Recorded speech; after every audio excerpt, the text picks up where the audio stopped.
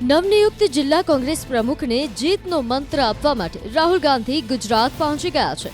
આણંદમાં આયોજિત 3 દિવસની શિબિરનું તેમણે ઉદ્ઘાટન કર્યું।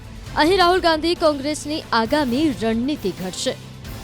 કોંગ્રેસના નવનિયુક્ત જિલ્લા પ્રમુખો અને શહેર પ્રમુખો સાથે આજે રાહુલ ગાંધી છે એ પ્રશિક્ષણ શિબિર છે તે કરવા જઈ રહ્યા છે। જોઈ શકો છો તે પ્રશિક્ષણ શિબિરનું જે ઉદ્ઘાટન છે તે રાહુલ ગાંધીએ અહીં કર્યું છે અને આ જે પ્રશિક્ષણ શિબિર છે તે જે કોંગ્રેસ પાર્ટીનું મુખ્ય જે અભિયાન છે સંગઠન સૃજન અભિયાન, એ અભિયાન અંતર્ગત આખો જે કાર્યક્રમ છે તે આયોજિત કરવામાં આવ્યો છે। 3 દિવસીય આ શિબિર છે તેની અંદર તમામ જે નવનિયુક્ત જિલ્લા પ્રમુખો છે, જે શહેર પ્રમુખો છે તેઓને જે રાહુલ ગાંધી છે તે માર્ગદર્શન આપવાના છે। ખાસ જોઈ શકાય છે અમિત ચાવડા જે પ્રદેશના નવનિયુક્ત પ્રમુખ અને સાથે જે સંગઠનના જે પ્રભારી છે એ તમામ લોકો અહીં ઉપસ્થિત છે અને આ 3 દિવસીય જે શિબિર છે એ 3 દિવસીય શિબિરની અંદર ખાસ કરીને જે મુખ્યત્વે જે એ માનવામાં આવી રહ્યું છે કે 3 દિવસીય શિબિરની અંદર એ પ્રચાર જે માધ્યમો છે, સોશિયલ મીડિયા જે માધ્યમો છે, સાથે જ જે સેક્ટર અને મંડળ જે છે એ તમામ જે કામો છે કઈ રીતે કરવા આ 3 દિવસીય જિલ્લા શિબિરની અંદર જે ખાનગી રિસોર્ટમાં અમદાવાદ આણંદ ખાતે મળી રહી છે તેની અંદર મહત્વપૂર્ણ માનવાનું છે કે એક રોડ મેપ છે એ કોંગ્રેસ પાર્ટી પોતાનો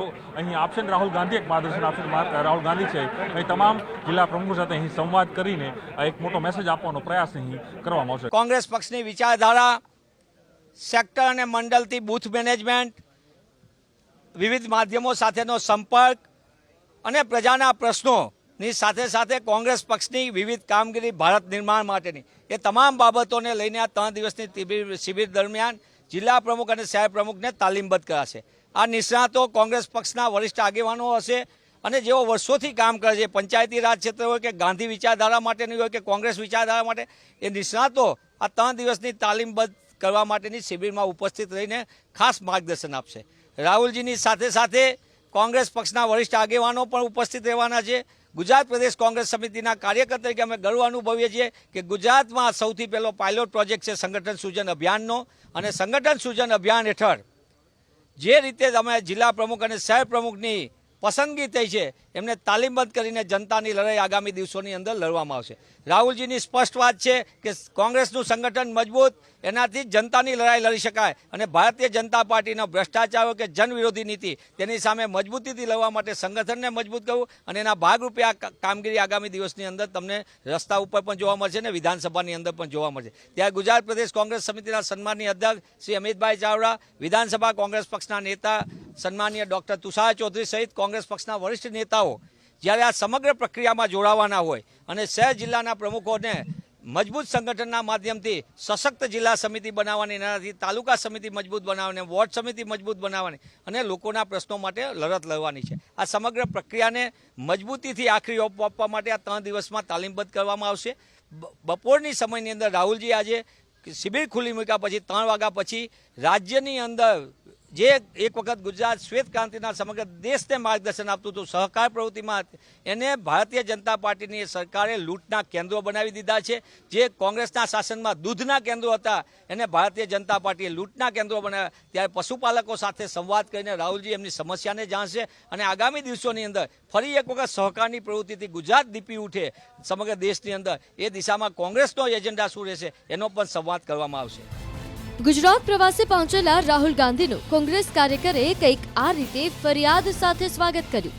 વડોદરા એરપોર્ટ પર રાહુલ ગાંધીની કાર નજીક પહોંચી ગયેલા મિતેશ પરમાર નામના કાર્યકરે રાહુલને રજૂઆત કરી કે લડાયક નેતાઓને આગળ કરો, રૂપિયાવાળાને ટિકિટ વેચવાનું બંધ થાય એ જરૂરી છે।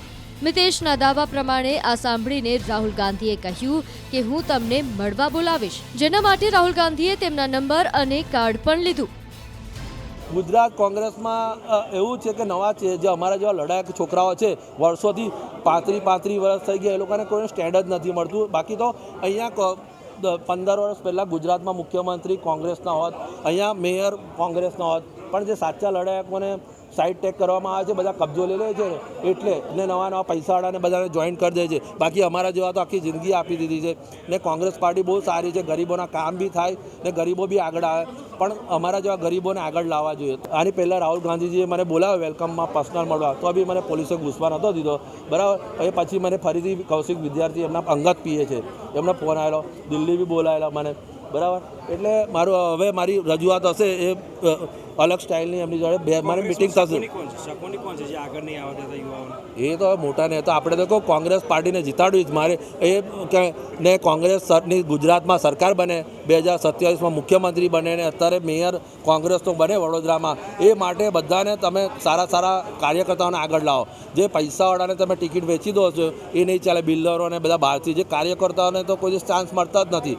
એ તો કોંગ્રેસ એ લોકો લડે છે અમારા જેવા. તો કાર્યકર્તાઓના માટે તો જોવું પડે ને. એ બધી મારી રજૂઆત ને હવે મારી મિટિંગ થશે જ રાહુલ ગાંધી. બધું ચાલી રહ્યું છે. રાહુલ ગાંધીજી ગુજરાતમાં સરકાર બન્યા આગળ રહેશે નહીં. 2027માં રાહુલજીએ વચન આપ્યું સરકાર બનશે જ. વડોદરામાં અમારો પ્રયત્ન એવું રહેશે અત્યારે જે છે એ લોકોને અમે કહ્યું ભાઈ ગરીબોને અને બધા લડાયકોને તમે ચાન્સ આપો, આગળ રાખો.